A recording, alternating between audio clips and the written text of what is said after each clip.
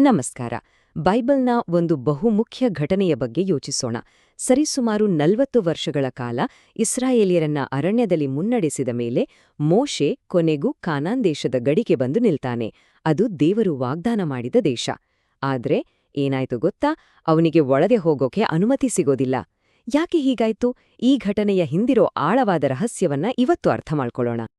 ದೇವರಿಂದ ಬಂದ ಆಜ್ಞೆ ತುಂಬಾನೇ ಸ್ಪಷ್ಟವಾಗಿತ್ತು ಮತ್ತು ಅದಕ್ಕೆ ಎರಡನೇ ಮಾತಿರ್ಲಿಲ್ಲ. ನೀನು ಈ ಯೊರ್ಧನನ್ನು ದಾಟಬಾರದು. ಅಷ್ಟೇ. ಮೋಶೆಯ ಇಡೀ ಜೀವನದ ಗುರಿ ಕಣ್ಣು ಮುಂದೆ ಇತ್ತು, ಆದ್ರದ್ನ ತಲುಪೋಕೆ ಆಗ್ಲಿಲ್ಲ. ಇಲ್ಲೇ ಈ ಕಥೆಯ ಮುಖ್ಯ ತಿರುವು ಶುರುವಾಗುವುದು. ಇದು ನಮ್ಮ ಮನಸ್ಸಲ್ಲೇ ಬರುವ ಮೊದಲ ಪ್ರಶ್ನೆ ಅಲ್ವಾ? ಇಡೀ ಜೀವನವನ್ನೇ ದೇವರಿಗಾಗಿ ಮುಡಿಪಾಗಿಟ್ಟ ಆ ಮಹಾನ್ ನಾಯಕನಿಗೆ ಯಾಕೆ ಹೀಗಾಯ್ತು? ಇದು ಕೇವಲ ಒಂದು ಹಿಸ್ಟಾರಿಕಲ್ ಘಟನೆ ಅಲ್ಲ, ಇದೊಂದು ತುಂಬಾನೇ ಆಳವಾದ ದೇವತಾ ಶಾಸ್ತ್ರೀಯ ಪ್ರಶ್ನೆ. ಬನ್ನಿ, ಇದಕ್ಕೆ ಉತ್ತರ ಏನು ಅಂತ ಹುಡುಕೋಣ. ಸರಿ, ಈ ರಹಸ್ಯವನ್ನ ಭೇದಿಸ್ಬೇಕು ಅಂದ್ರೆ ನಾವಿದನ್ನ ಅಕ್ಷರಶಃ ಓದಿದ್ರೆ ಸಾಲ್ದು. ಬದಲಾಗಿ ಈ ಕಥೆಯಲ್ಲಿ ಬರುವ ಪಾತ್ರಗಳು ಮತ್ತು ಸ್ಥಳಗಳ ಹಿಂದಿರುವ ಆಳವಾದ ಸಾಂಕೇತಿಕ ಅರ್ಥಗಳನ್ನ ಅರ್ಥ ಮಾಡ್ಕೊಳ್ಬೇಕು. ಈ ಕಥೆಯನ್ನ ಸರಿಯಾಗಿ ಅರ್ಥ ಮಾಡ್ಕೋಬೇಕು ಅಂದ್ರೆ ಇದರಲ್ಲಿ ಬರೋ ಪ್ರತಿಯೊಂದು ಪಾತ್ರಕ್ಕೂ ಒಂದು ಸಾಂಕೇತಿಕ ಅರ್ಥ ಇದೆ ಅನ್ನೋದನ್ನ ನಾವು ಗಮನಿಸ್ಬೇಕು. ನೋಡಿ, ಮೋಶೆ ಅಂದ್ರೆ ಯಾರು? ಆತ ಧರ್ಮಶಾಸ್ತ್ರವನ್ನ ಪ್ರತಿನಿಧಿಸ್ತಾನೆ, ಅಂದ್ರೆ ಕಲ್ಲಿನ ಮೇಲೆ ಬರೆದ ಆಜ್ಞೆಗಳು. ಆತನ ನಂತರ ಬರುವ ಯೆಹೋಶುವ, ಯೇಸುವಿನ ಸಂಕೇತ. ಇನ್ನು ಕಾನಾನ್ ದೇಶ ಇದೆಯಲ್ಲ, ಅದು ಕೇವಲ ಒಂದು ಜಾಗ ಅಲ್ಲ, ಅದು 1000 ವರ್ಷಗಳ ರಾಜ್ಯ, ಅಂದ್ರೆ ಮೋಕ್ಷದ ಸಂಕೇತ. ಈ ಸಂಕೇತಗಳನ್ನ ಮನಸ್ಸಲ್ಲಿಟ್ಕೊಂಡ್ರೆ ಮುಂದಿನ ಕಥೆ ಸ್ಪಷ್ಟವಾಗಿ ಅರ್ಥ ಆಗತ್ತೆ. ಇಲ್ಲಿಯೇ ಇರೋದು ಅಸಲಿ ಪಾಯಿಂಟ್. ಮೋಶೆ ಪ್ರತಿನಿಧಿಸುವ ಹಳೆಯ ಒಡಂಬಡಿಕೆಗೆ ಒಂದು ನಿರ್ದಿಷ್ಟ ಉದ್ದೇಶ ಇದೆ, ಹಾಗೆಯೇ ಒಂದು ಮಿತಿನೂ ಇದೆ. ಅದು ಜನರನ್ನು ವಾಗ್ದತ್ತ ದೇಶದ ಗಡಿಯವರೆಗೂ ತರಬಲ್ಲದು, ನಿಜ. ಆದರೆ ಗಡಿ ದಾಟಿಸಿ ಒಳಗೆ ಕರೆದುಕೊಂಡು ಹೋಗಕ್ಕೆ ಅದರಿಂದ ಸಾಧ್ಯವಿಲ್ಲ.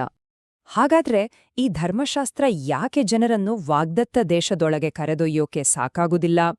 ಅದರ ಮಿತಿ ಏನು? ಅದನ್ನ ಈಗ ನೋಡೋಣ. ನೋಡಿ, ಧರ್ಮಶಾಸ್ತ್ರ ಅನ್ನೋದು ಪವಿತ್ರ, ನ್ಯಾಯಯುತ ಮತ್ತು ಒಳ್ಳೇದೇ. ಅದರಲ್ಲಿ ಯಾವ ತಪ್ಪೂ ಇಲ್ಲ. ಅದರ ಮುಖ್ಯ ಕೆಲಸ ಏನು ಅಂದ್ರೆ ಪಾಪ ಅಂದ್ರೇನು ಅಂತ ನಮಗೆ ತಿಳಿಸ್ಕೊಡೋದು. ನಮ್ಮ ತಪ್ಪುಗಳನ್ನ ಅದು ಕನ್ನಡಿಯ ಹಾಗೆ ತೋರಿಸುತ್ತೆ. ಆದ್ರೆ ಸಮಸ್ಯೆ ಇರೋದು ಇಲ್ಲೇ.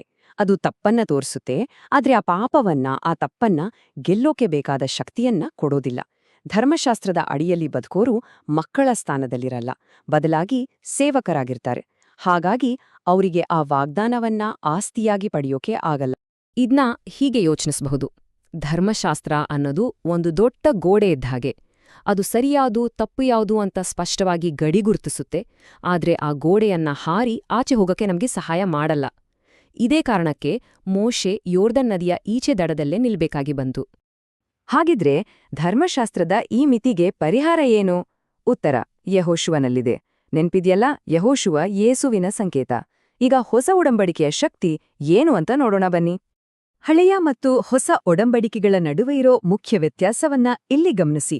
ಒಂದು ಕಡೆ ಮೋಶೆಯ ಮೂಲಕ ಧರ್ಮಶಾಸ್ತ್ರವನ್ನ ಕಲ್ಲಿನ ಫಲಕಗಳ ಮೇಲೆ ಕೊಡಲಾಯಿತು, ಇನ್ನೊಂದು ಕಡೆ ಯೇಸುವಿನ ಮೂಲಕ ಕೃಪೆಯನ್ನ ಹೃದಯದ ಮೇಲೆ ಬರೆಯಲಾಯಿತು.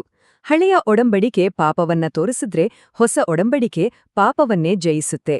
ಮೊದಲನೆಯದು ಪ್ರಾಣಿಗಳ ರಕ್ತದಿಂದ ಸೀಲಾಗಿದ್ರೆ, ಹೊಸ ಒಡಂಬಡಿಕೆ ಯೇಸುವಿನ ರಕ್ತದಿಂದಲೇ ಸೀಲಾಗಿದೆ. ಹಾಗಾದ್ರೆ ಈ ಬದಲಾವಣೆ ಆಗೋದು ಹೇಗೆ? ಪವಿತ್ರಾತ್ಮನ ಮೂಲಕ. ಆತನೇ ಹೊಸ ಒಡಂಬಡಿಕೆಯ ಪವರ್ ಸೋರ್ಸ್. ನಮ್ಮ ಒಳಗಿನಿಂದಲೇ ಪಾಪ ಮತ್ತು ಮರಣವನ್ನ ಜಯಿಸೋಕೆ ಬೇಕಾದ ಶಕ್ತಿಯನ್ನ ಆತನೇ ಕೊಡೋದು. ಸರಿ, ಇದೆಲ್ಲ ನಿಜ ಜೀವನದಲ್ಲಿ ಹೇಗೆ ಕೆಲಸ ಮಾಡುತ್ತೆ? ವಾಗ್ದತ್ತ ದೇಶವಾದ ಕಾನಾನ್ ಪ್ರವೇಶಿಸೋ ಈ ರೂಪಕದ ಮೂಲಕ ಮೋಕ್ಷದ ಕಡೆಗೆ ಹೋಗೋ ಹಂತ ಹಂತದ ಪ್ರಕ್ರಿಯೆಯನ್ನ ನಾವು ಅರ್ಥ ಮಾಡ್ಕೊಳ್ಬಹುದು. ಈ ಆಧ್ಯಾತ್ಮಿಕ ಪ್ರಯಾಣದಲ್ಲಿ ಕೆಲವು ಹಂತಗಳಿವೆ. ಮೊದಲನೆಯದಾಗಿ, ಧರ್ಮಶಾಸ್ತ್ರದ ಮೂಲಕ ಒಬ್ಬರಿಗೆ ತಮ್ಮ ಪಾಪದ ಅರಿವಾಗುತ್ತೆ. ಎರಡನೇ ಹಂತದಲ್ಲಿ ಯೇಸುವಿನ ರಕ್ತದ ಮೂಲಕ ಪಾಪಗಳಿಗೆ ಕ್ಷಮೆ ಸಿಗುತ್ತೆ. ಮೂರನೇದಾಗಿ, ಯಾರಿಗೆ ಕ್ಷಮೆ ಸಿಕ್ಕಿದೆಯೋ ಅವರಲ್ಲಿ ಪವಿತ್ರಾತ್ಮ ನೆಲೆಸುತ್ತಾನೆ. ನಾಲ್ಕನೇ ಹಂತದಲ್ಲಿ ಆ ಪವಿತ್ರಾತ್ಮನ ಶಕ್ತಿಯಿಂದ ಪಾಪವನ್ನ ಜಯಿಸಲಾಗುತ್ತೆ. ಮತ್ತು ಕೊನೆಯದಾಗಿ, ಪಾಪವನ್ನ ಜಯಿಸಿದಾಗ ಮರಣವನ್ನು ಜಯಿಸಿ ಆಧ್ಯಾತ್ಮಿಕ ದೇಹದೊಂದಿಗೆ ಪುನರುತ್ಥಾನ ಹೊಂದಲು ಸಾಧ್ಯವಾಗುತ್ತೆ. ಈ ಇಡೀ ಪ್ರಯಾಣ ಇಸ್ರಾಯೇಲಿಯರ ಕಥೆಯಲ್ಲಿ ತುಂಬಾ ಚೆನ್ನಾಗಿ ಮೂಡಿಬಂದಿದೆ. ಅರಣ್ಯದಲ್ಲಿ ಹಳೆಯ ತಲೆಮಾರಿನವರೆಲ್ಲ ನಾಶವಾದರು. ಅದು ಧರ್ಮಶಾಸ್ತ್ರದ ಅಡಿಯಲ್ಲಿ ಬದುಕುವ ಹಳೆಯ ವ್ಯಕ್ತಿಯ ಸಂಕೇತ. ಆಮೇಲೆ ಹೊಸ ತಲೆಮಾರಿನವರು ವಾಗ್ದತ್ತ ದೇಶವನ್ನ ಪ್ರವೇಶಿಸಿದರು. ಅವರು ಕೃಪೆಯ ಅಡಿಯಲ್ಲಿ ಬರುವ ಹೊಸ ವ್ಯಕ್ತಿಯ ಸಂಕೇತ. ಇಲ್ಲಿಯವರೆಗೂ ನಾವು ಚರ್ಚಿಸಿದ್ದರ ಸಾರಾಂಶ ಏನು? ಈ ಇಡೀ ದೇವತಾಶಾಸ್ತ್ರೀಯ ವಿವರಣೆಯ ಮುಖ್ಯ ಸಂದೇಶವನ್ನ ಈಗ ಸಂಕ್ಷಿಪ್ತವಾಗಿ ನೋಡೋಣ. ಇದರ ಅಂತಿಮ ತಿರುಳು ಇಷ್ಟೇ: ದೇವರ ಕಾನೂನು ಅನ್ನೋದು ಕೇವಲ ಹೊರಗಿನಿಂದ ಪಾಲಿಸಬೇಕಾದ ನಿಯಮಗಳ ಪಟ್ಟಿಯಾಗಿ ಉಳಿಯೋದಿಲ್ಲ, ಬದಲಾಗಿ ಅದು ಒಬ್ಬ ವಿಶ್ವಾಸಿಯ ಹೃದಯದ ಮೇಲೆ ಬರೆಯಲ್ಪಟ್ಟು ಅವರ ಸ್ವಭಾವದ ಭಾಗವೇ ಆಗಿಬಿಡುತ್ತೆ. ಇದು ಬಾಹ್ಯವಾಗಿ ಪಾಲಿಸುವುದರಿಂದ ಆಂತರಿಕವಾಗಿ ಬದಲಾಗುವುದರ ಕಡೆಗಿನ ಪಯಣ. ಈ ಒಂದು ಮಾತು ಎಲ್ಲವನ್ನೂ ಹೇಳ್ಬಿಡುತ್ತೆ. ಹಳೆಯ ಒಡಂಬಡಿಕೆಯನ್ನ ಬದಿಗಿಡೋದಿಲ್ಲ, ಬದಲಾಗಿ ಹೊಸ ಚೌಕಟ್ಟಿನೊಳಗೆ ಅದನ್ನ ಪೂರೈಸಿ ಪರಿವರ್ತಿಸಲಾಗುತ್ತೆ.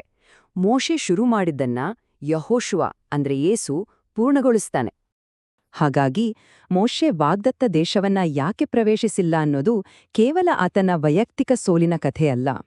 ಇದು ಧರ್ಮಶಾಸ್ತ್ರದ ಮಿತಿ ಮತ್ತು ಕೃಪೆಯ ಅಪಾರ ಶಕ್ತಿಯ ಒಂದು ಆಳವಾದ ಸಂಕೇತ. ಇದು ನಮ್ಮೆಲ್ಲರನ್ನೂ ಒಂದು ಪ್ರಶ್ನೆ ಕೇಳುವಂತೆ ಮಾಡುತ್ತೆ: ನಮ್ಮ ಕಾನೂನು ಕಲ್ಲಿನ ಮೇಲೆ ಬರೆಯಲ್ಪಟ್ಟಿದೆಯಾ ಅಥವಾ ನಮ್ಮ ಹೃದಯದ ಮೇಲೆ ಬರೆಯಲ್ಪಟ್ಟಿದೆಯಾ? ಯೋಚಿಸಿ.